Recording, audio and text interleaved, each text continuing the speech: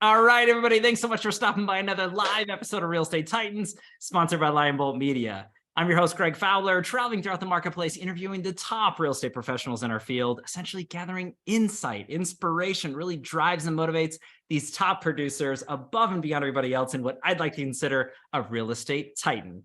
Now, our very special guest and featured titan for episode 271, all the way from Irvine, California, none other than my good friend, Aaron Hodson. Aaron, I am super honored and thrilled about this. Thank you so much for taking the time. My pleasure, Greg. Thanks for having me on. And Irvine's my last step. My original step was from New Zealand. So that's where you'll pick up the accent straight away. So I've done a few puddle jumps since then, but born in New Zealand, ended up in Irvine, and I've been here for nearly 14 years. So I'm officially a US, it's my home.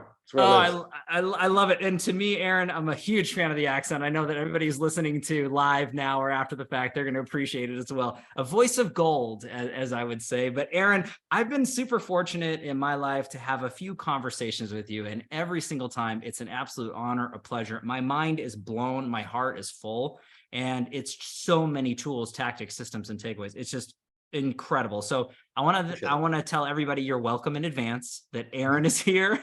Aaron, I'm super excited about this one, that we're live out to everybody. But I do want to start with the origin story, Aaron, as everybody goes through. Anybody who has been living under a rock, who maybe doesn't know who you are and what you've done in the real estate world, I want to go down that road. So who is Aaron? What's your life story? What got you into the business and where you are to today? So let's start there, Aaron, if you don't mind.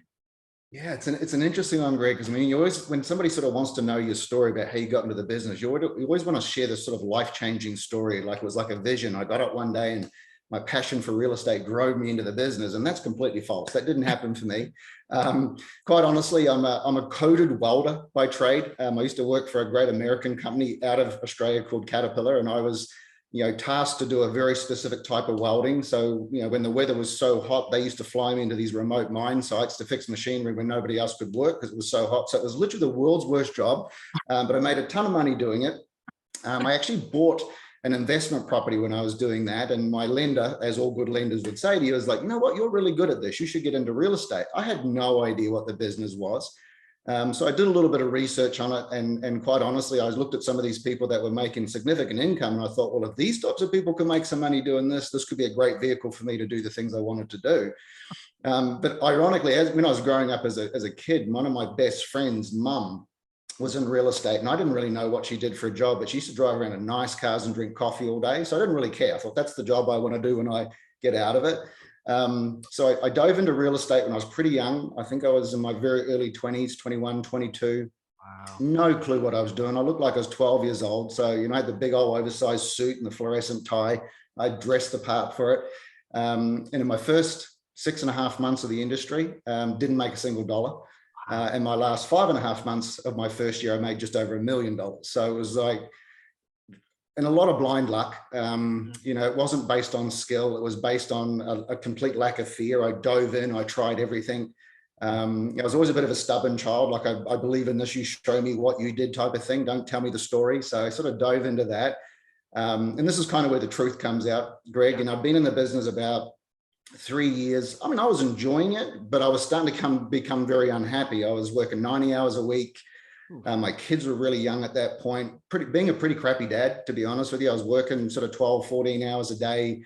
And I was, quite honestly, telling people I was just miserable with the job. I thought, this is the worst job I can ever have if I've got to work this hard for this sort of money. Now, I was making lots of money, but the reality of it is money wasn't making me happy. So I actually made the decision I was going to quit. I got up one day and I thought, this is it. I'm going to go do something different. The hours, the stress, the emotional turmoil. I always used to joke about it. If I've got to go through these mental gymnastics to do this business, I'm going to need to do some stretching in the brain, because it's really hard for me to work it out. And so when I made the decision to quit, that word didn't really impress me too much, because I've always been that guy that's always going to make a change. So I actually sat down and looked at my business, and I thought the biggest problem that was perceived for me was the hours, putting 90 hours in a week. So I actually looked at my business. I thought, if I can actually get my day down to about my weeks down to about 40 hours a week, I might consider staying in the business. And so I re-engineered every single thing in my business, how I communicated, how I reacted to everything. I pulled every single thing in my business apart. And within 12 months, I was averaging 60 transactions a month and did that for over a decade.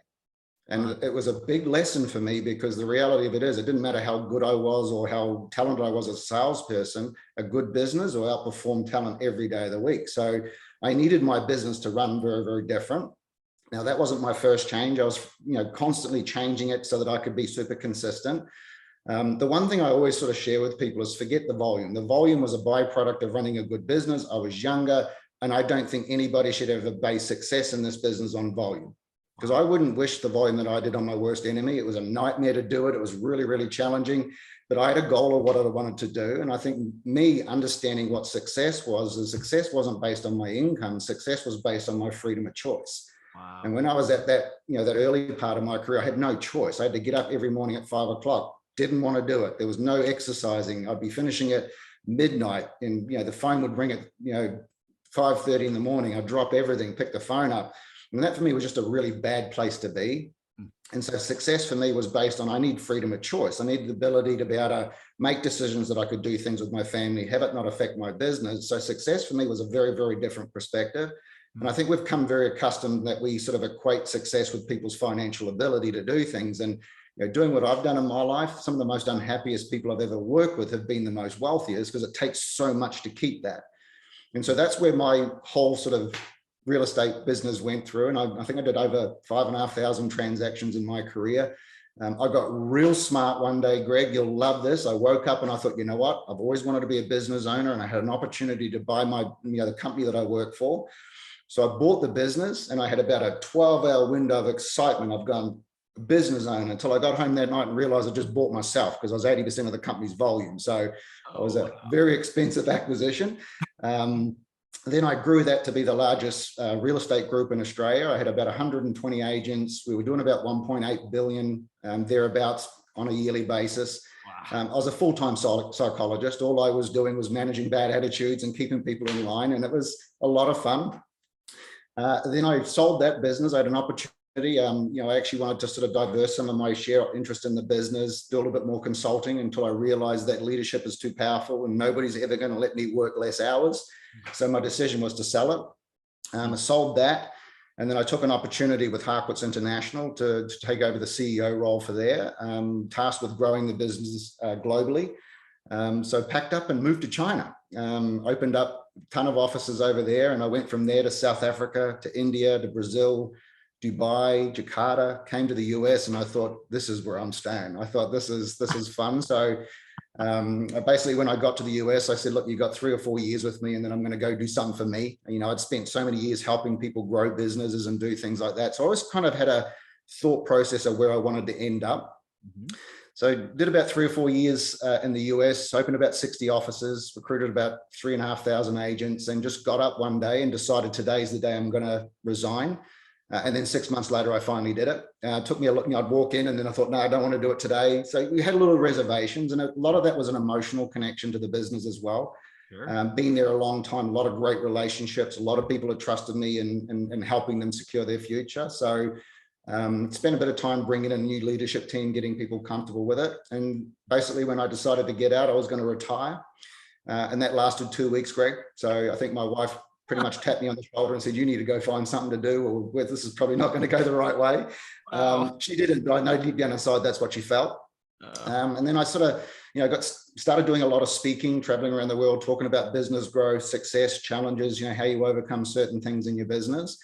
And that lead into the consultancy side of it, where I've worked a lot with, huge brokerages, mortgage companies, different industries, automotive industry, just around growth and leadership and managing people through change. Wow. And then that sort of morphed into doing a lot of coaching with realtors that were doing above 100 million a year. And that wasn't because it was a cool place to work. It was just, that's where business becomes the problem. Anybody can get to volume, but maintaining it and keeping it without destroying you is always the biggest challenge. So that was kind of my area of specialty. Keeping people sane when they get to the top is always a challenge. And I was sticking with that. And then, ironically, there's something that my wife did. We were sitting there always talking about how do people really get the right leverage in this business? Because one of the things I was gifted with, Greg, is I had a lot of people that did not tell me I couldn't do it. Everybody was sort of early in their career saying, you shouldn't be doing that, you can't be doing that. And I had a lot of people going, I kind of bet you can't. They were sort of motivating me. And I sort of thought that I had a good starting point because I didn't get the same resistance. It wasn't people giving me their ideas of doing it. And so my wife woke up one day and said, this is what the issue in our industry is. People have the wrong starting point. Generally, we get into this independent contractor. There's not a lot of money in it for the brokerage. So really what they say is, here's a desk, here's a phone, good luck, and let's see if you can make it. I mean, that's a pretty shitty existence for a realtor that's, trying to build a career to feed their family and have a better life. Well said. And so we created an online coaching program called Sell Well, which is more of a toolbox. It wasn't, coming in and doing weekly coaching. It was really about giving people everything they needed to succeed and them finding their own path. Because, my business was my business. It was based on my personality, my delivery. And if it was just me that did that, that was me that had some great success. But being able to replicate that with thousands of other realtors is the real challenge. And something that we sort of learned is everybody's got the ability to find what works for you is always the challenge. And we're in a world of influence now where we're getting people influencing us on what works. And their thoughts and their vision, where for me, it's almost about talking to the individual and finding out what their strength is, what they're good at, and building a business around that. And with that being said, Greg, what we actually learned was very few people know what they're good at. A lot of people tell you what they like, but what they're actually good at and produces the results is different. And so that kind of took me back to my business, which was really just finding out the things that I could control, the things that I could really put into my business that would work. I actually have a thing that I always ask people in a seminar, and I'll share it with you because it's one of the biggest wake-up calls that we get. And it seems a little morbid, Greg, but I'm going to ask you the question anyway, because it was like a wake-up call for me. Let's do it. And whenever somebody comes into one of my seminars, I always ask this question, not for the response, but it's more for people to understand what life is at the moment. And I used to always say to people, like, if you had 30 days to list 4 properties or you're going to drop dead, what would you do? I will put some rules on it. You can't tell anybody you're done. I don't want the sympathy vote. But if you only had 30 days to list 4 properties, what would you do? I've been doing that for the last probably 12 or 15 years. And the response is always the most powerful thing, because not once in my career has a realtor come back to me and told me they've doubled down on what they're doing right now. Ooh. They always turn around. They go, well, I'm going to go here. I'm going to talk to people I know. I'm going to go to the stuff that works. And really what that sort of enables us to understand is very few people put themselves under enough pressure to force themselves into doing the things they need to do. They'll do what's comfortable. And I got very good at that, of doing what was comfortable, doing what I thought was easy, or I also thought whatever I spent the most amount of money on was going to produce the most amount of results. And that's completely flawed. I had a lead gen system once that was $75 a lead. And I don't think anybody ever picked up the phone, but because it was expensive, I thought it was brilliant.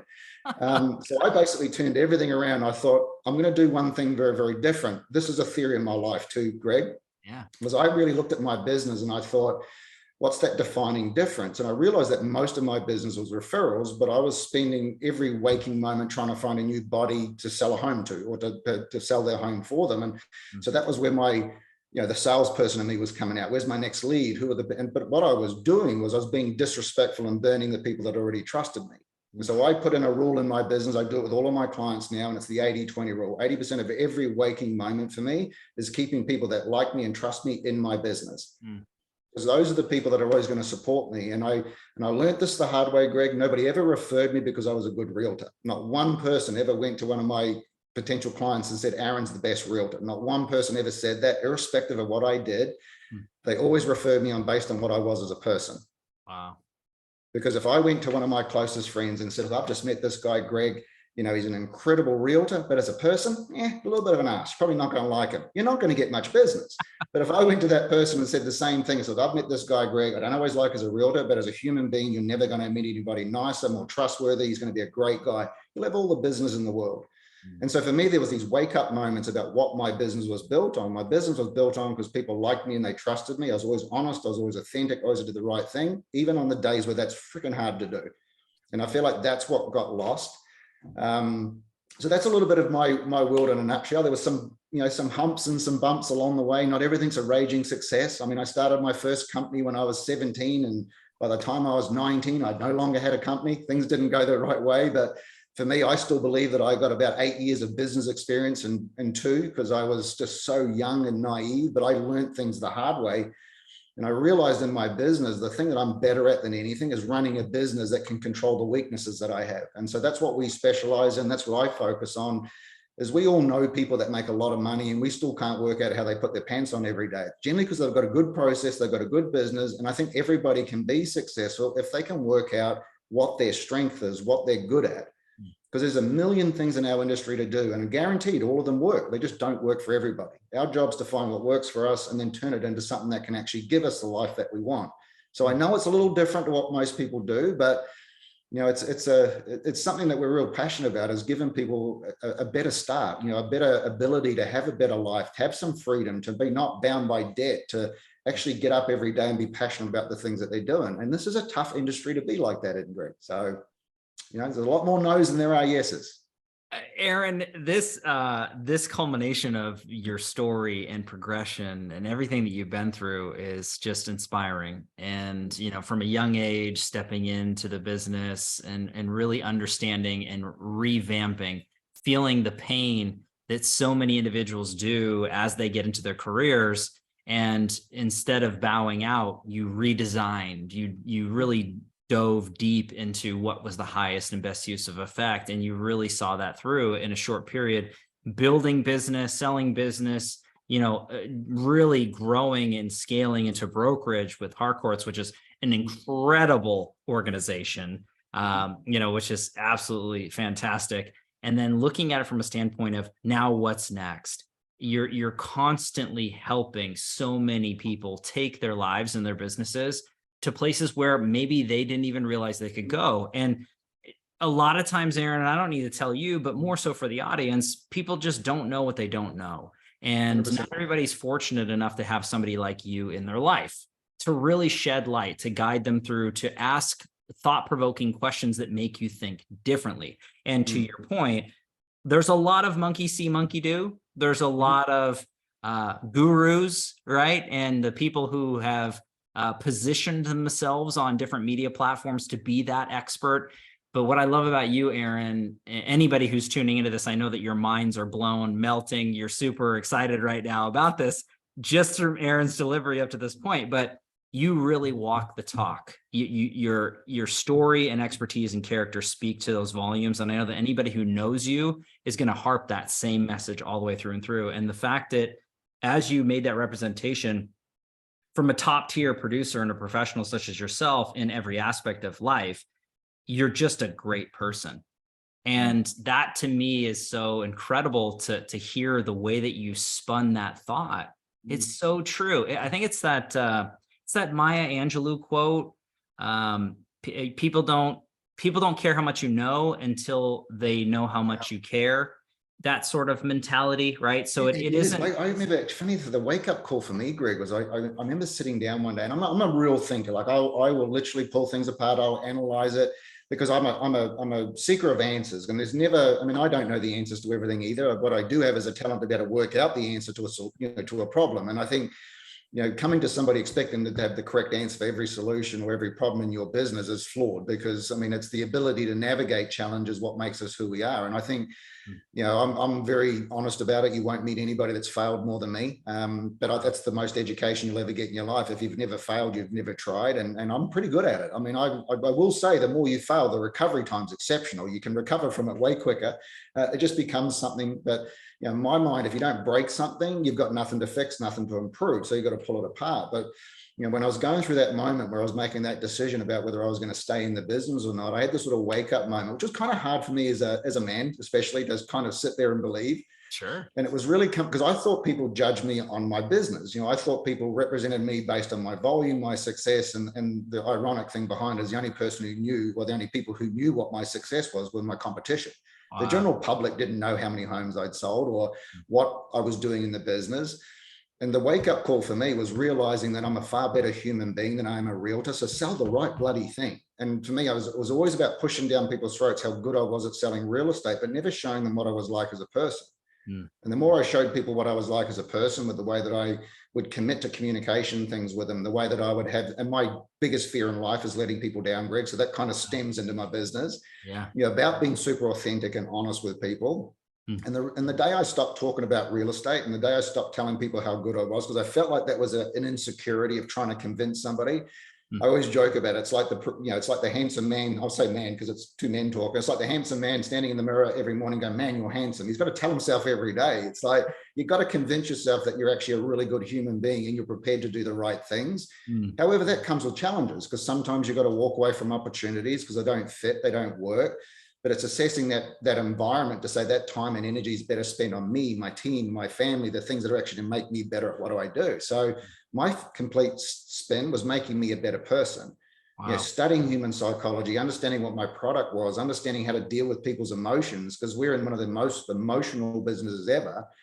And if you're going through a real emotional turmoil with the sale of your home or you've lost a family member, a job change, no script or dialogue is going to help you with that. Empathy helps you with that. How do we engage those people? So yeah, it was a complete shift.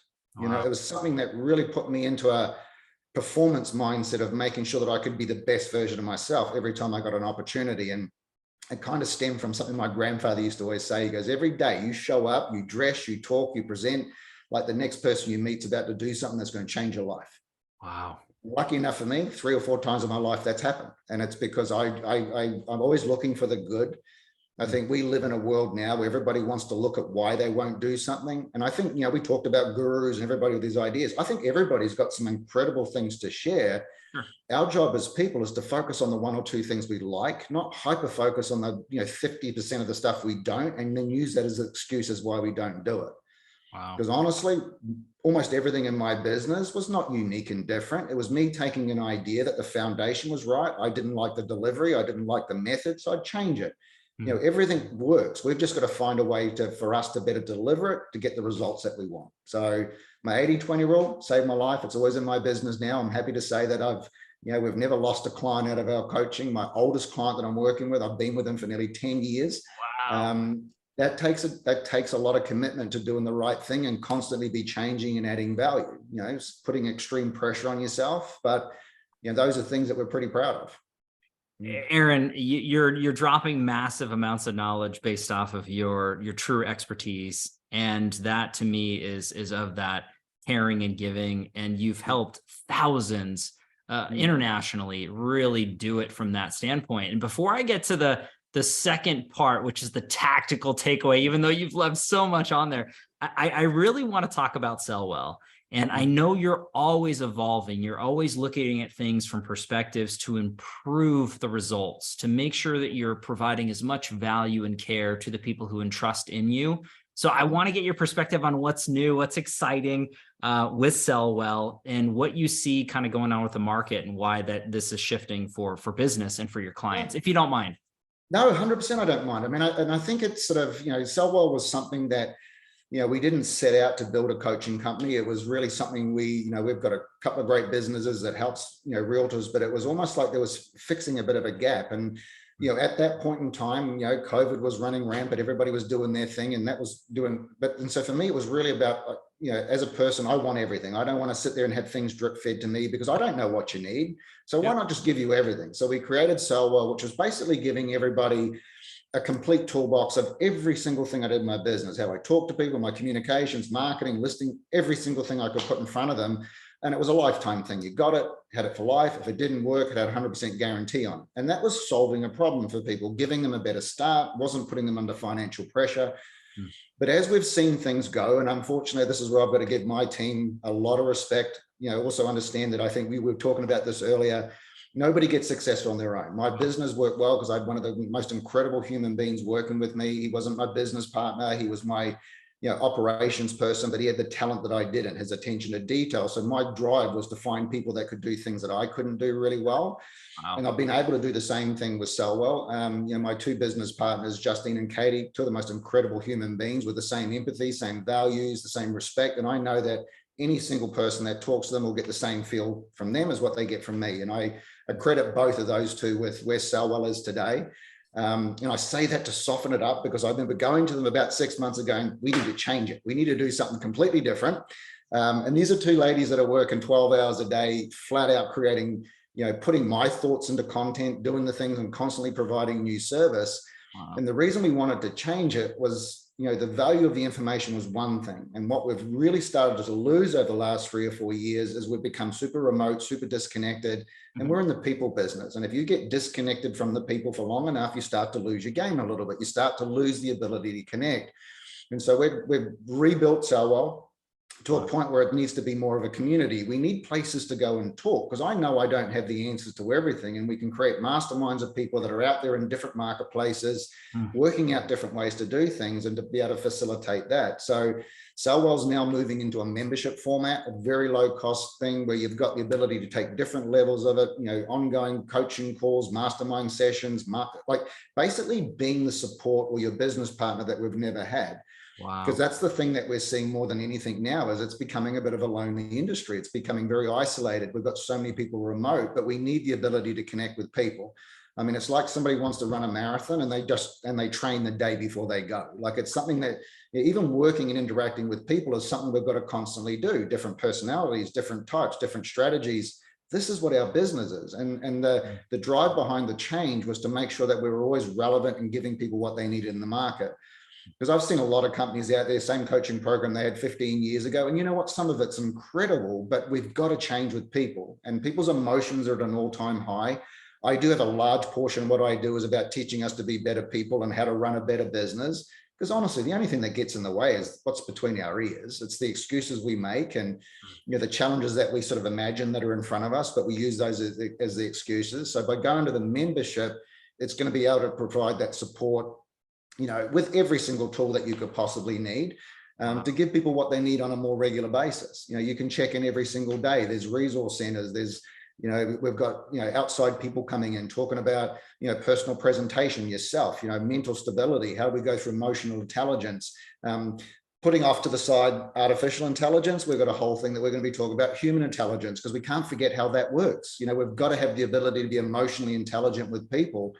And one thing that I've always sort of focused on, Greg, is technology. It's been my weakness. I'll be the first one to admit it. I've had the luxury of having a business that's always been 100% referral, even in the coaching world. I've never advertised because it's always been an ongoing thing. So my resistance to that's been real. Sure. We're moving into a lot more of, obviously exposure to people online. And that's just part of, sharing the joy of the things that we're doing. But it was just a real understanding, like, we've got to get over those fears and try something a little different. And, taking our students and the thousands of realtors we've put through it to a different level and actually just giving them the belief that they can do it is all we need.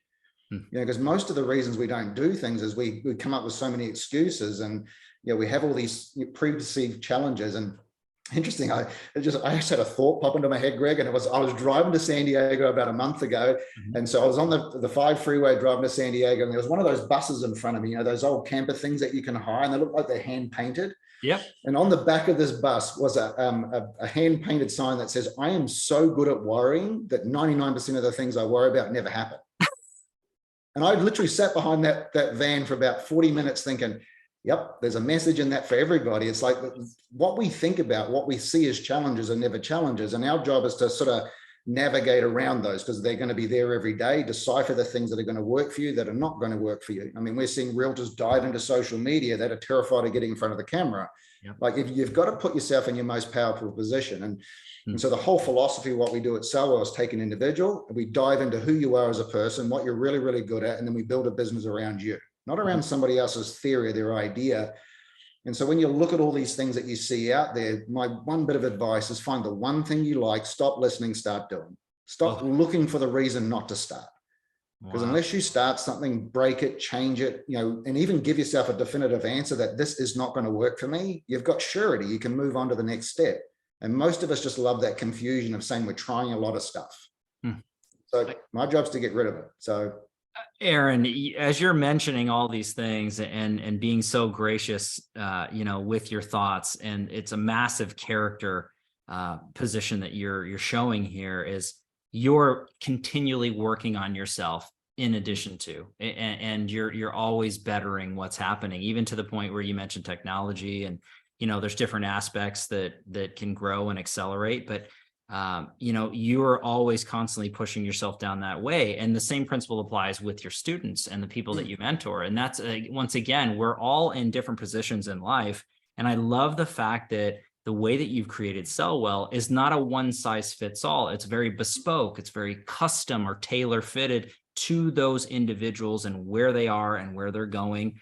And I love that, because to me, and this might be a crude analogy, but if you look at it maybe from a personal trainer, and if the personal trainer gave the same types and amounts of food, the same amount of liquids through your diet, the same amount of days and exercises for every single person, that's not necessarily going to yield the best results for age ranges and, you know, different illnesses that are already existing, what their goals are in particular. So to me, I find that to be really, really looking at it from the same thing with the jacket. I mentioned bespoke, you know, suits or tailored custom. You could get something off the rack. It might look nice. You know, you could get a few things done here and there, but it's never going to fit or look as good as something that is made to measure for your exact body and your frame.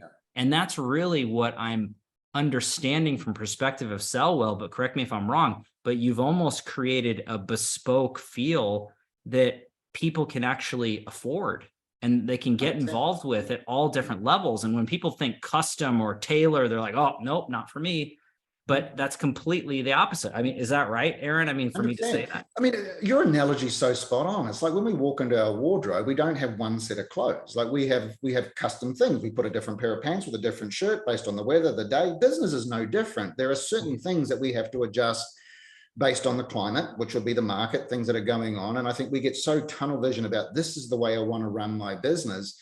And I was guilty of that. I mean, this is how I'm going to run my business. I'm not changing it, but my clients were telling me what they needed to have and what they wanted from me. And if I didn't have it, they'd go somewhere else. I mean, I don't care how much I like you. If you don't have what I need, I'm not going to come to you. And I think this is where I see a lot of people fall short. We let ego get in the way of a successful business. And I don't care what direction you want to go. My job is not to sell your house. My job is to facilitate the transaction and make you love it. That's how my business keeps growing. And it's, you know, how we navigate that.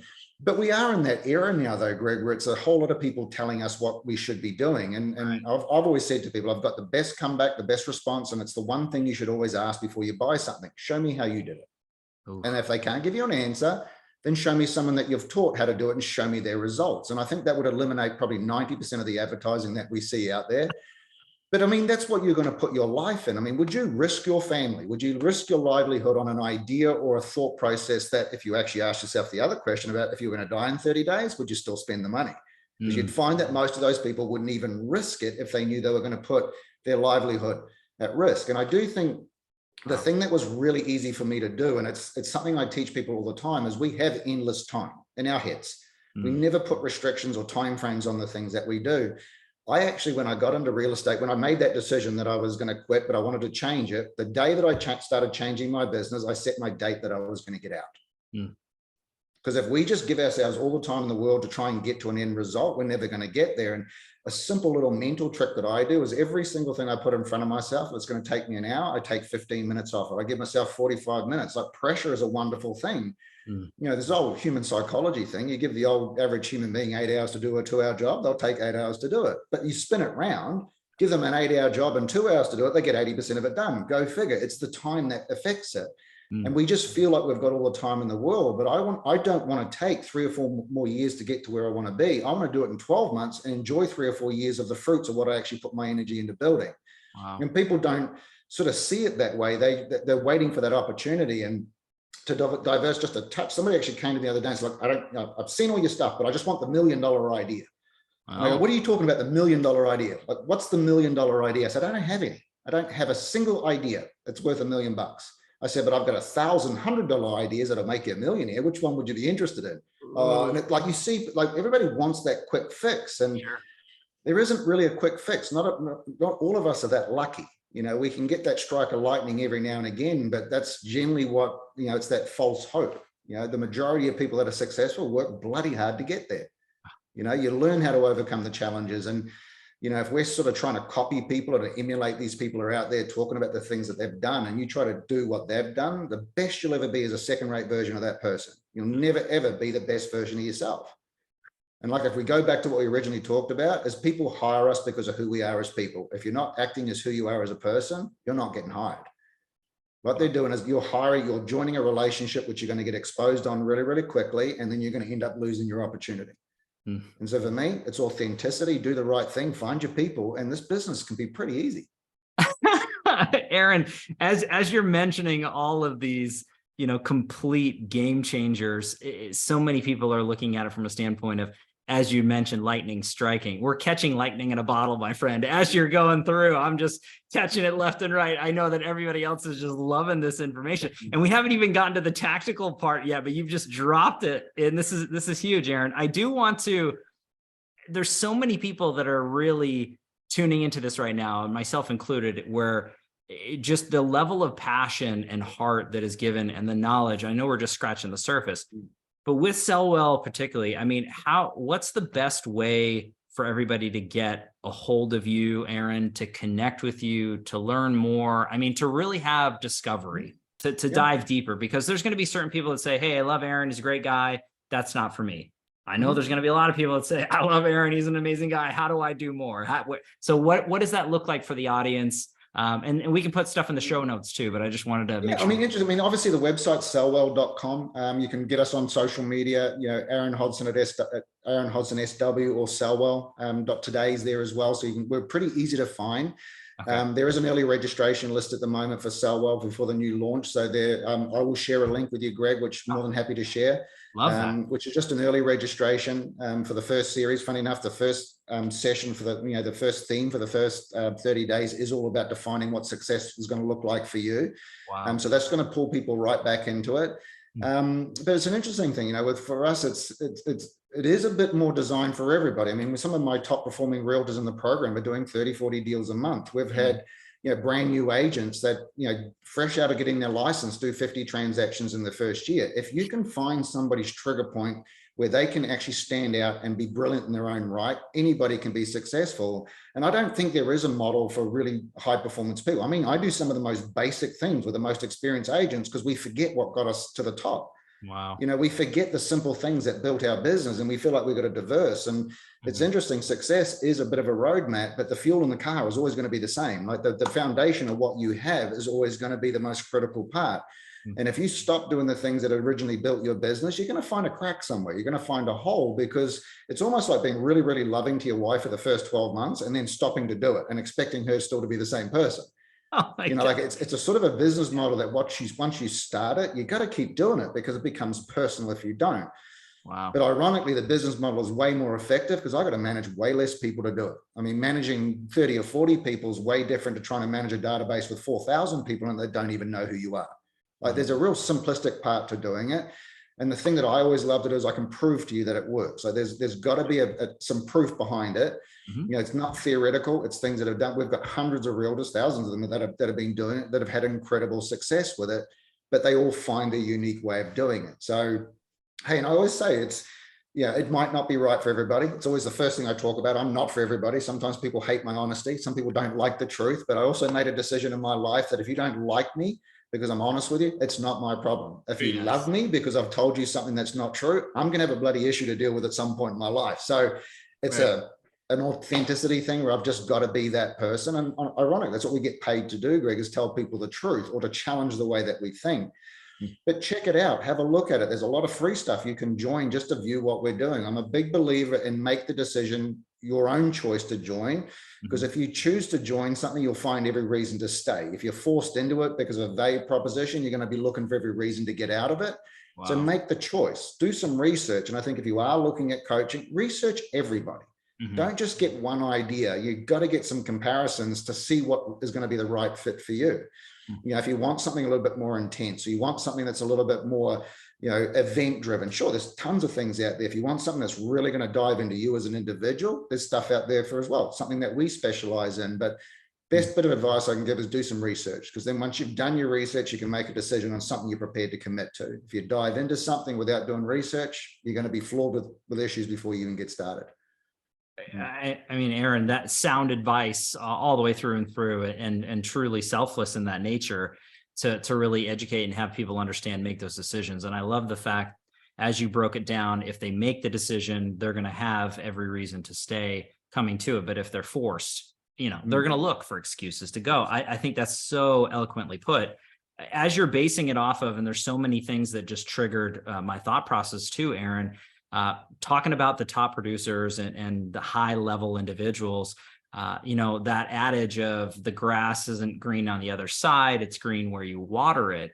And I think focusing on those tasks at hand for those individuals are there. And the top tier high performers, I mean, we've been very blessed and fortunate through Titans over the past 5 some odd years to have some incredible conversations with individuals such as yourself. And there's a continued note across the board. And it's just so many things that are just recalling into my mind. But what I love that you mentioned, and this isn't a plug for you, yeah, directly, indirectly, possibly, but this is just from my heart, is no one at the highest of levels did it alone, which we already discussed, but everyone at the highest levels had coaches, mentors, or trainers, and multiple coaches, multiple mentors, multiple trainers. And the easiest adage that always comes to my mind, and anybody who's listening, think of your favorite top tier athlete, whoever that may be. They have multiple coaches, life, health, fitness. I mean, they're not this epitome of perfection into people's scales of that on their own. There's natural abilities and practice and tendencies, but they're taking bits and pieces from people and perspectives. And this is everything in my mind that Aaron's saying. Find those people, those individuals that can help culminate and make the best version of yourself and go and grow to the heights that you can imagine. And that's, I just love it, Aaron. I mean, I get super excited well about said, it. Greg. That is so well, it's so true though. Like, I feel like we miss that everybody thinks they can get to where they want on their own. And I mean, we're pretty smart people, but sometimes we need a little smack on the side of the head, and a little bit of a challenge. And I think for me, the thing I loved about, I've had, I can't tell you how many coaches I've had. I've had, mental skill coaches. I've had business coaches. I've had all sorts of things, because I feel like it's not about searching for something. It's also about the challenge. I used to love sitting in front of really successful people and them challenging me on everything. And I always it frustrated me when I first started doing it. I remember having one of my mentors go to me, like, my job is to do this. And I go, and I'm sorry, I'm curious to know what your job is, because you're just creating a bloody nightmare for me at the moment. He goes, my job is to make you miserable.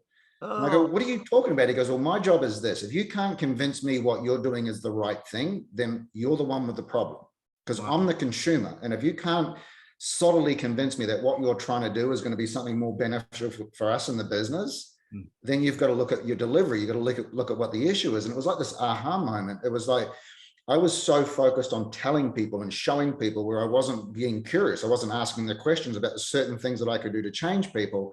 And so that leads me into this thing that is where my mind is at the moment with everybody that we're dealing with. And I think this is just a fundamental mindset shift for everybody, just because of the way that life is at the moment. There's always these 3 key things that determine success for me. And the first one that people talk about is consistency. And I actually think we've got to burn that.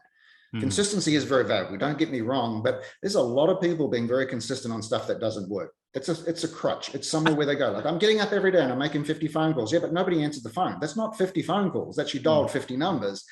So I think consistency needs to be replaced with persistence. We've lacked it. Persistent and being so just focused on the stuff that you know is going to work. Like, when your heart believes that you know what you're doing is really going to work, and you're honest with yourself, being persistent no matter what the reaction is. Wow. And I have a rule in my life, Greg. If 51% of people tell me to go away, I go away. It's got to be that number though. Like, I'm not going to stop doing what I know is valuable because one person has a problem with it. Think about social media. We get one negative comment, we stop doing what we need how to do. We get influenced by people that their opinions don't make any sense to us at all. Sure. The second thing that we're really focusing on is that we live in a world now where everybody's telling people what they should do. Realtors sit in front of people and I'm telling you what your home's worth. And for me, we've got to stop doing that. We've got to start getting more curious. Ask right questions. We don't know what people are going through. And we always fly in with these presentations. Like, this is what's going to blow you away. Where my presentation is purely being curious. I want to ask you all the questions under the sun. You're going to give me the answer to every single thing I want to know by me having a conversation with you, getting curious, asking the right questions, taking you down a path so that we're actually communicating like human beings. Go figure. Conversation is 2 people talking. And I see it a lot where people say, I'm a phenomenal communicator. What does that mean? Are you good at talking to people, or do you actually listen? So 2 different things. So the first one, obviously, that persistence and the curiosity for me is the most valuable negotiating tip you'll ever get. And you watch any young child who wants something, they just keep asking you questions. Eventually you just quit and you give in. I've had kids as well. So I learned a lot from my children doing that. And the last one, which is I think something that we all lack, is patience. Everything in our industry is hand stamped with a timestamp. Every time we look at somebody, it's based on when we're going to get a result from it. And this is my absolute, you know what, Greg, I'm going to tell a lie. I do have $1 million idea. The $1 million idea for our industry is the day you stop associating a time frame with everything you do is the day your business will turn around. Because you base every single interaction based on the time frame of you getting paid. Because if I went to somebody and said, hey, look, I'm going to sell my house in a year versus I'm going to sell it in 2 weeks, you're a lot nicer to me when I'm selling in 2 weeks than you are in 12 months. The mental power to stay as connected to that person for the next 12 months is what's going to define who you are as a person. Because I'm no longer going to get a deal in 2 weeks. I'm going to get 10 deals in 12 months by taking care of that person where there's nothing in it for me. And most of us will base every action based on the reward we think we're going to get in a time frame. And if you can remove time frame from everything and it doesn't change who you are as a person, watch how quickly success comes. Wow. Everything we do in life is based with a time frame. Hey, I'm the Amazon Prime king. I buy everything based on how quickly it can get to my house. I'll even buy the crappy one and 10 of it. If I can get 10 of them, then I will wait 2 days for the more expensive one. But that's life. When you're dealing with people, time cannot be the thing that makes your decisions. It cannot be the thing that drives the outcome because that's for you. It's not for the person you're talking to. Wow. It's got to be different. And if we can teach people how to do that and show people how to really take care of people, irrespective of when the result's going to come, watch how many different results you'll get. You'll get people saying, my realtor's taking care of me, even though I'm not doing anything for a year. Well, you know what most people say right now, Greg? I spoke to a realtor, but I haven't heard from him again because I told him I wasn't selling in 12 months. And then 3 months later, it's on the market with some other guy, which would be me, because I actually showed up and said hello. And I mean, that's the difference, is that is, and I'll be honest, it's not easy. The hardest part about our business is managing the emotional reaction we have to everything that happens in our business. Wow. And I'll back it up with one comment.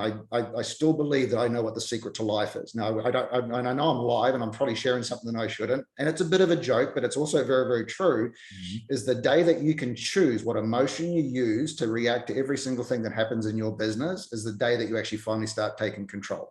Wow. It's because most of us just have an emotional reaction to everything. When the client gets mad, we get mad back at them. We start blaming, we jump online, somebody sends negative. And the day that you can choose how you deal with everything from an emotional standpoint is control. And that's freedom. And it's powerful and it's really, really hard to do. And if you can get that right, boy, it's a game changer. Aaron, this episode is a game changer. I just got to say, I mean, as you break this whole thing down, really laying the foundation for everybody to improve their life and their standings and really take their next chapter is huge, Aaron. And I can't thank you enough for being so open and transparent and giving of your time and your effort. And it doesn't go unnoticed for me. And I know the audience is absolutely loving this. In and of itself. And Aaron, as you were talking, I kind of had a little bit of an out of body experience where I felt like I was in a massive arena with, thousands of people, and you were on stage, and I just felt there was just this energy about you. And again, anybody who has interacted with you, seen you, trained with you, they know these things. So anybody who hasn't, I told you at the beginning, you are welcome. You're welcome again. But Aaron, I mean, you train so many all over the world. And what I would say is to anybody who loves what Aaron's saying, jump on to the website. We'll have links in the description below. We really want to make sure that you do your research and due diligence, but from keynote speaking to, business strategy, all the way to really high performance sales coaching and training. I mean, Aaron, you do so much, you give so much, and I can't encourage anybody out there enough to reach out to this man, reach out to his team. You will not regret it. This is huge stuff, Aaron. I can't thank you enough. I just want to leave the floor open for you to close. Is there anything you want to mention? You want to close out with anything, Aaron? Any thoughts that come to mind as we wrap this up? Because I know you and I could chat all day long. So, yeah, I think I'd love to end with a bit of a reality check. And I think, it's something that's happened in the last few months for me. I've been, somebody actually asked me a question like, was I just always a confident person? And I remember sitting there thinking about it going, I'm actually not that confident as a person. I mean, I'm a pretty reserved person. I love my private life. My wife's my best friend. So we travel together. We do all the certain things together. And, so I'm a pretty reserved person, but my confidence doesn't come from me being a particularly confident person. My confidence comes from me believing 100% if somebody gives me a shot, I'm going to give them 100% the best version of me. And if somebody is struggling with confidence, your confidence isn't in what you do. Your lack of trust is in your own ability to do it. If you can gain that confidence in yourself, and it doesn't need to be confidence around your ability to do the job, it's your ability to give it 100% of everything you've got. Because people will respect someone that tries. What they won't respect is someone that's got the ability and doesn't put the effort in. So it's not a natural thing to be a super confident person. I do think there's a fine line between arrogance and confidence. We've always got one foot over either side of it. Just be careful you don't teeter too far over. That's right. But the confidence for me is just believing yourself. Like if somebody's going to give you a shot, you give it every single thing you can, because you just don't know what the opportunity is. Wow. And I feel like that's the challenge for most people, is we never give it everything. We never dive in and go, you know what, I'm going to show this person what makes me different. We teeter, we sort of wait for something to happen or to be change their mind or do something like that. Like, just show people who you are. And if that opportunity is not right, I guarantee they'll tell somebody about you. But if you don't give people 100% the best version of you, that's disrespectful. Wow. Give people the best version of yourself. Yeah. That reality check is much appreciated, Aaron, much needed for myself and everybody who's tuning into this now or after the fact. It's huge information. And again, Aaron, I don't want this to be over. For me, it's just one of those things where I feel like, oh no, we're at an hour here and I want to keep going. But like I said, Aaron, I can't thank you enough. It was an absolute honor to have you on the show, to share a little bit of you with the Titan Nation. But for me, just to personally know you means the world. It really does. And that's something that I'll keep with me in my heart. I do want to give you something in return for all of your wonderful knowledge and your time today. And again, just being so gracious at doing that, Aaron. I need to dub you an official real estate Titan. So yes, that is an honor that is yours forever, my friend. It's a badge of honor. There's no trophies, there's no plaques, as I always say, but it's in your heart forever. But you are an official real estate Titan, my friend. Thank you so much. I appreciate it. I've been striving for this for years, Greg. Striving for years. It's like, I feel like I've just got an Academy Award. It's fantastic. Speech. That's good.